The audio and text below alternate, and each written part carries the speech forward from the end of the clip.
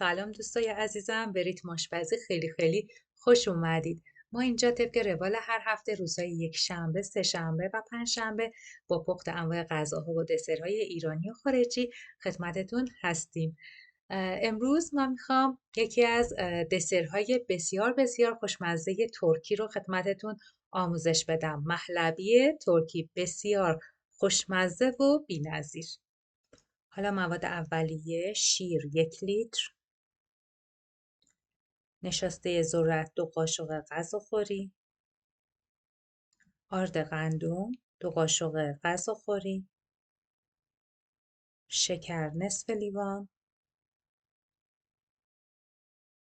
خامه 2 قاشق غذاخوری، زرده تخم مرغ 2 عدد،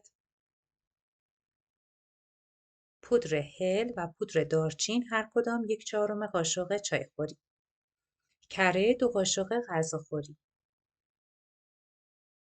شکلات تخته رنده شده به مقدار لازم برای تزیین، پودر گردو به مقدار لازم برای تزیین، توت فرنگی به مقدار لازم برای تزیین.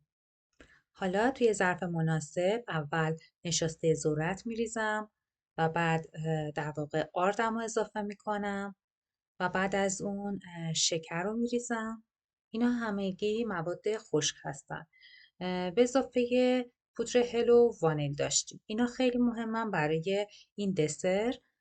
یکی از ویژگی های مهلبی ترکی همین پودر هل و وانیلشه. حالا خوب من اینا رو هم میزنم و بعد من کم کم شیر رو بهش اضافه میکنم و هم میزنم. این دسر خیلی شبیه پودینگ وانیلی خودمونه که ما زیاد درست میکنیم. حالا من قبلا هم شکلاتیش رو درست کرده بودم. این دسر خیلی شباهت داره، ولی خب یه تفاوت‌هایی هم داره توی زدن پودر هل مثلا یا اضافه کردن خامه در آخر. یه سری تفاوت‌های کوچیکی داره، ولی خب کلیت کار همونیه که قبلا انجام دادیم. خب من شیر رو خیلی آروم به ترکیبم اضافه میکنم، همش هم میزنم تا آردم گوله نشه و کاملا ترکیبم یه ترکیب یک نواخت و خوبی از آب در بیاد. حالا میبینی که من دوباره شیر رو اضافه میکنم و سعی میکنم آروم هم بزنم. شما تنها چیزی که حالا میبینید حل نشده و یا به چشم میاد اون پودر هل هستش که در واقع توی ترکیب میبینید بقیه مواد خیلی خوب حل شدن، اونم مشکلی نیست و چون خیلی ریزه مشکلی نیست. خب الان من یک مقدار از موادم رو قاطی زرده تخم مرغ کردم و با اونها در واقع ترکیب کردم تا خوب حل بشه و داخل مواد مشکل ایجاد نکنه. باز بعد از اضافه کردن چون تهش باز یه مقدار زرده تخم مرغ موند، من دوباره از محلولم اضافه میکنم و در واقع هم میزنم که دیگه ترکیب یک نواخت داشته باشم.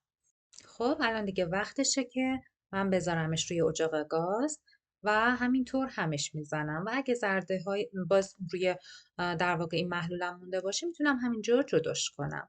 همینطور همش میزنم و شما صحنه های مختلف فیلم برداری رو میبینید که یک مقدار الان غلیظ‌تر شده.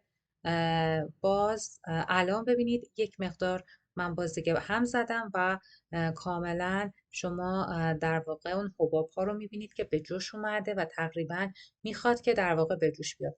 ما نمیخوایم که بجوشه، همین که بخواد به جوش بیاد دیگه برامون کافیه. همینجا من در واقع کره رو بهش اضافه میکنم قبل از اینکه بخواد به جوش بیاد.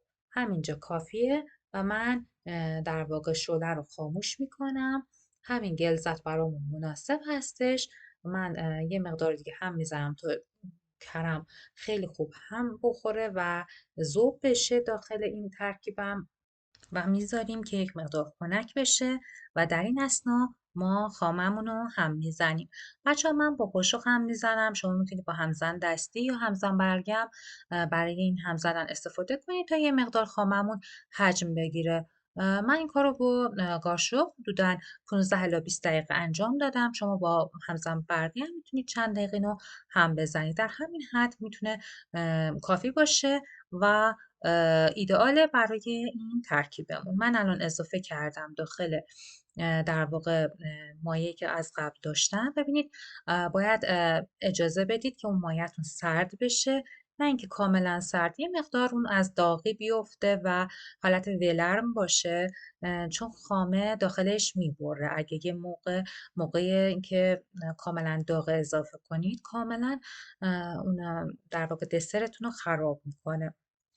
الان یه ترکیب کاملا ایدئال داریم، یک نواخت شده.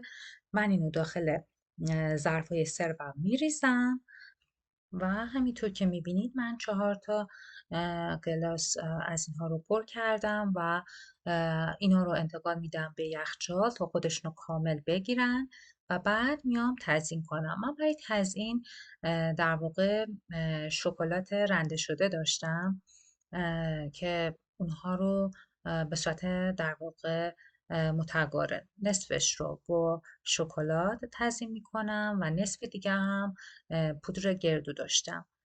از این پودر گردو استفاده میکنم. ببینید مهلبی ترکی جز اون دسراییه که خیلی از در واقع مغزها توش استفاده میشه. میتونید پودر بادام یا پسته هم همینطور استفاده بکنید. یکی از اون دسراییه که میتونید گل سرخ یا همون گل محمدی، گونچه گل محمدی، از اینا هم استفاده بکنید. من برای تزیین از توت فرنگی هم روش استفاده میکنم و ببینید یه ترکیب رنگی فوق‌العاده زیبایی با پودر گردو و در واقع شکلات به وجود میاره و بسیار زیبا. من الان هر سه تا رو تزیین کردم و همینطور که میبینید بسیار بسیار جذاب و زیبا شده. من دوستان عزیزم اینو تقدیم شما میکنم. امیدوارم از برنامه امروز لذت برده باشین. حتما تهیه کنید، همراه خانواده سرو کنید.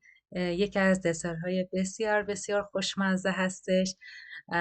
دوستای عزیزم اگر از این برنامه خوشتون اومد، لطفاً با لایک و سابسکرایب منو حمایت کنید.